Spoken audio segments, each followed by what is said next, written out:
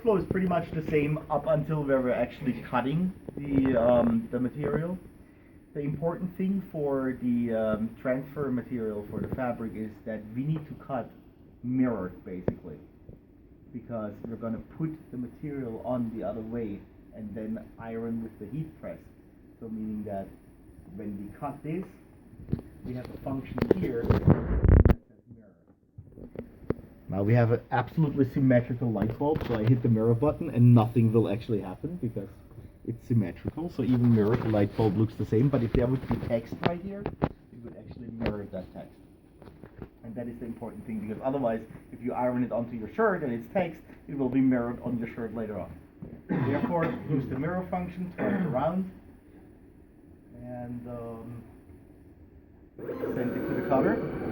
It comes out of that material. So Marcus, you had mentioned there's something to be known about this type of material. You're talking about the texture and what side of it goes up? Yeah, so that material has basically a clear carrier that's attached to it. And that makes it a little bit hard to see which side is actually the side you want to cut on. You can tell it's slightly more glossy on one side than on the other. You want to cut on the less glossy side. Worst case, the easiest thing to do is fold a corner over and peel a little bit of the material off, and you will see that one edge is actually clear.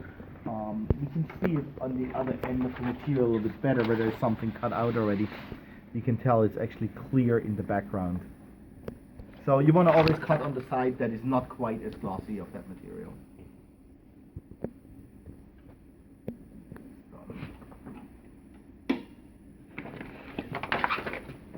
Alright, and then basically the same procedure again.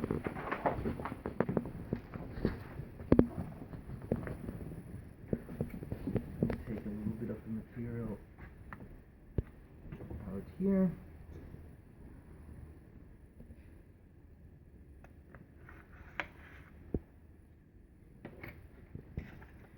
So one of the differences to the other material is that the clear carrier that we just talked about is actually somewhat adhesive, which allows you to place it on the fabric and kind of like almost sticks a little bit to the fabric so it doesn't move around too much once you put the heat press down on it. Aside from that, the weeding process is pretty much the same. So that means you basically don't have that other step where you put the adhesive part on? You don't need the transfer film, exactly, that's correct.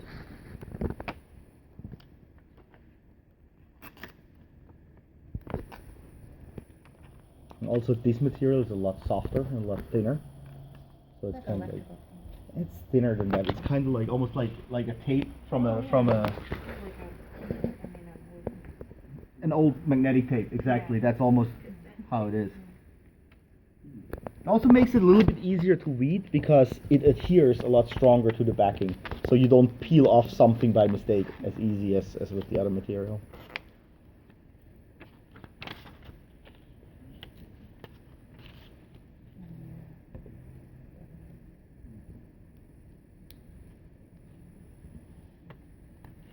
Alright, we have a light bulb. And this is slightly tacky now, that material, which is a big difference to that. Now we can go over to the heat press.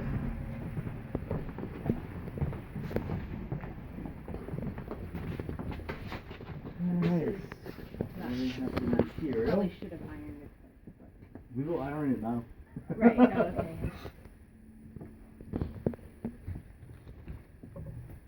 One of the really important things about the heat press is these Teflon sheets. Never put anything into the heat press without a Teflon sheet over it. Because if we put that material in there right now, put the heat press down, it all melts and it all gunks up onto the bottom of the heat press. So you always want to use the Teflon sheet. That So what we next time. Yeah. what we do is basically we swing the heat press open. We put our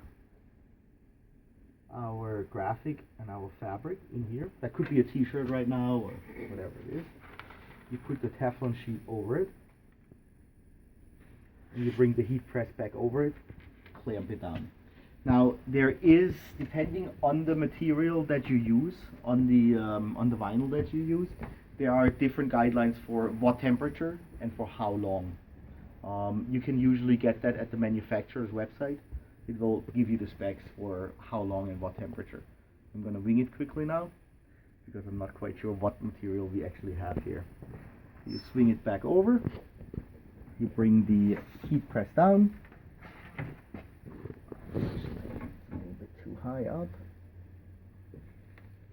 Maybe not.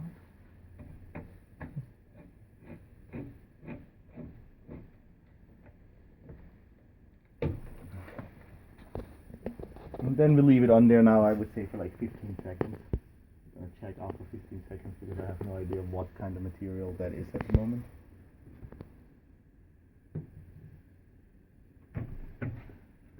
Open it, swing the heat press around. And what we can do is basically just gently lift that up and see if it's adhering to the fabric, which it is somewhat, but not perfect yet.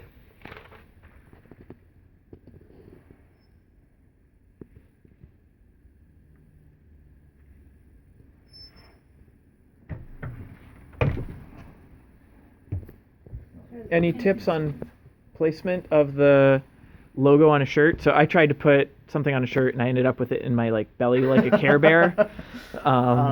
It's basically you have to figure it out.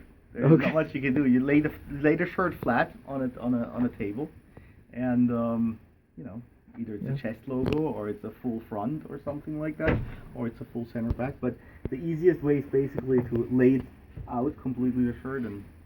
Or maybe even try it on, because remember the one that happened with, it was a V-neck, and so you kind of like eyeballed it wrong. Yeah. Right? Mm-hmm. You can use the painter's tape. That's why it's also nice if you do bigger graphics. It's also nice that this backing is actually clear, because you can see through it. Mm-hmm. If you have any pieces of the shirt that you want to see through it, you can, you know. So let's see if that works. Well, this adheres now very nicely. You peel it off slowly, just because you don't want to rip on it. And that's about it. Now we have a light bulb on our fabric. And this is flexible now because it's so thin. It can be washed and everything. Any parting tips before I turn off the video? Yeah, before you handle it too much, let it cool completely so the adhesive will actually adhere. That's about it.